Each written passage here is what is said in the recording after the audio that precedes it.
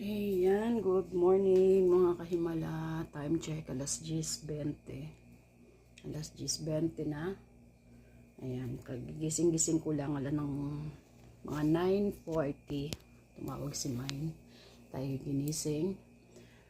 Nakatulog din tayo ng mga 6 na oras mahigit. Mga kahimala din. Siyempre, pagkagising, bumangon at nagpahinga saglit bago tayo naggoli para fresh and magising yung ating natutulog na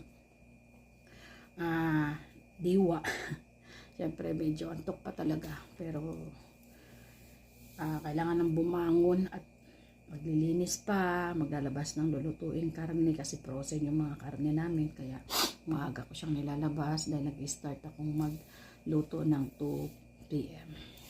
And ng 6 days na mga kahimala, kumusta kayo? Yan. Ako sobrang pagod talaga.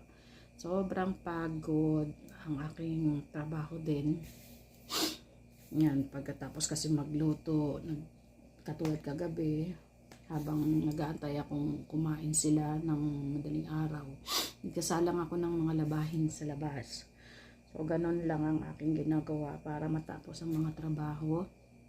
Then, ngayon panibagong araw, panibagong pagod ang ating haharapin na naman.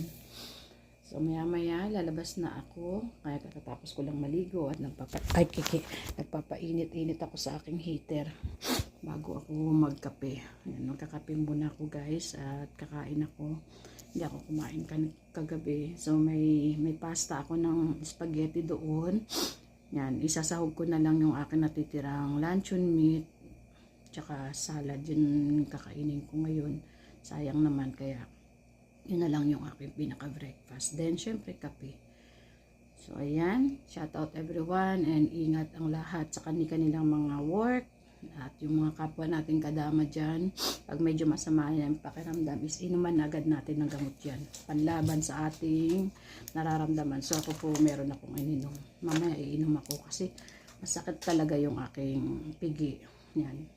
Nahihirapan ako magtrabaho, lalo't maglakad-lakad kasi babalik-balik ako sa lababo, luto lababo, hugasan, ganun. Masakit yung aking mga muscle. Ayan, ingat po ang lahat and God bless everyone. Thank you for watching at sa aking mga followers and Star Center. Thank you very much po.